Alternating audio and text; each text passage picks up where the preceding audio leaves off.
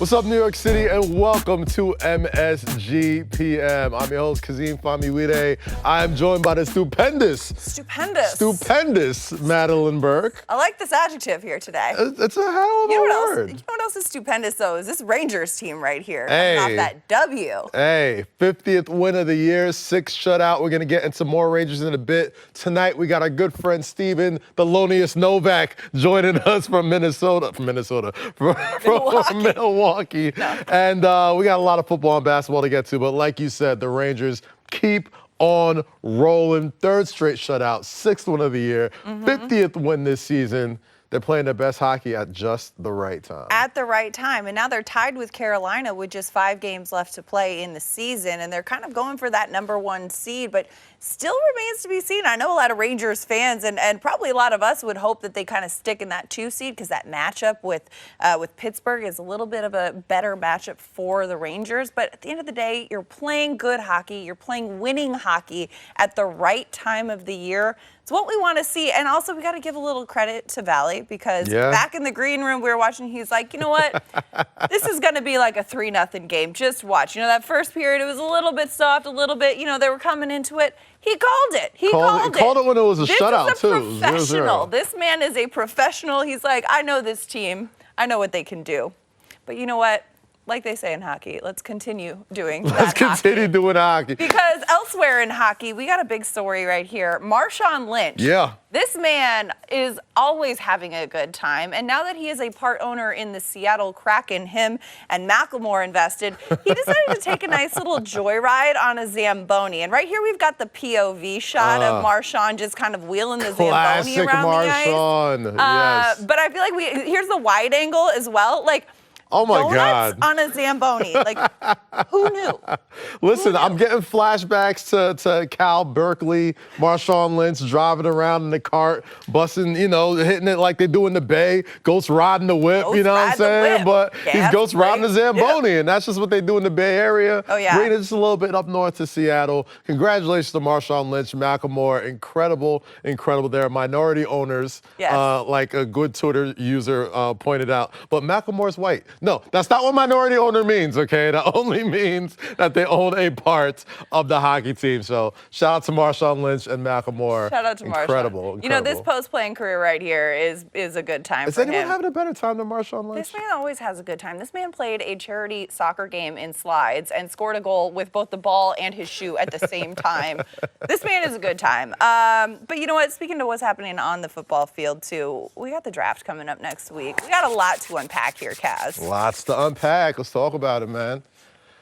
We got Charles Davis, who put out his mock draft today. And if you see here, we got the Giants and the Jets, both with 2 top 10 picks in the mock draft. And the names that you may see, my man Sauce Ahmad Gardner from Cincinnati going to the Jets. Ikem Ekwonu for the New York Giants. Yeah, this man is, I hope the Giants get him at 5. I kind of really enjoyed him at the Combine this year, too. Yeah, talk to me about these Giants picks. You see Thibodeau probably there. I think that this is a really solid mock draft. I think a lot of people have the Giants, starting with the Giants' perspective, coming out of the first round with that 5th and 7th pick with an offensive lineman and an edge rusher. And I think if they end up with Ike Ekwonu and Kayvon Thibodeau, that's solid players at both those positions, strong needs. And some people saying, okay, the Giants might want to trade back or trade out of one of those top 10 picks, too, because Joe Shane is looking for at-bats. This team, again, has a lot of needs and a lot of things that they want to fill. But is there a team that's going to want to trade up to 5 or trade up to 7 and is going to want to give enough to the Giants to provide that value that they're going to say, yes, let's trade off of one of these spots, off of one of these talented players?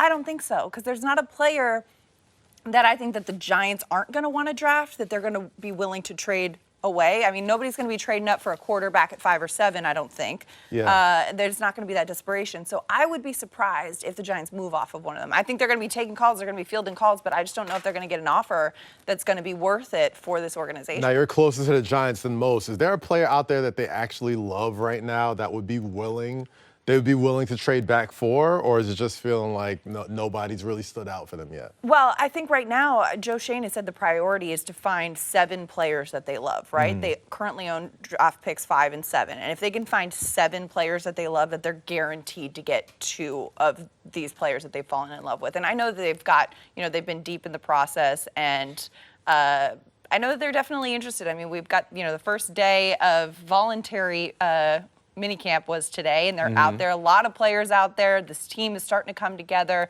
and starting to kind of show what this team is going to look like. But again, there are still some holes that need to be filled, and the draft is probably the best way to do that. Yeah, speaking of holes that need to be filled, the other team in New York City, the New York Jets, and their 2 picks. Now, I'm not terribly close to the Jets like you are to the Giants, but I do have my wish list. And according to Charles Davis's mock draft, I love Sauce Gardner at number 4. I mean, I watched him in Cincinnati all year long, be that top shutdown quarterback in the entire college football playoff chase. And I don't think since Darrelle Revis that the New York Jets have really had somebody that they could pin back there and say, hey, take away this side of the field. They believe Sauce Gardner has that sort of ability and has a sort of potential to be a top cornerback in the NFL. Right. Well, and that secondary was a point of contention. They need help. They need a shutdown guy that they can put down there. And this man has shown it at elite level, at the college level. I don't see why it can't translate to the pro level. Absolutely. And on the opposite side of the field, please, Jets, where am I looking at? Right here? Sirs, please, get Zach Wilson someone to throw the ball to, all right? I loved Elijah Moore this year. I loved a lot of the Jets wide receivers. I still think they need that home run hitter. And Jameson Williams, I saw him at the College Football Championship in Indianapolis when he went down with the injury. Incredible that, I remember just the air leaving the stadium once he went down with that injury, because we all knew the type of talent he could be. And thankfully, he's healed a lot quicker than people expected him to. So if he's there at number 10 for the Giants, I know there's been talk about Drake London as well. For the Jets? For the Jets as well. I just want to see Zach Wilson get a big target. And if it's London, if it's Jameson, I'm happy with either one of those guys at this point.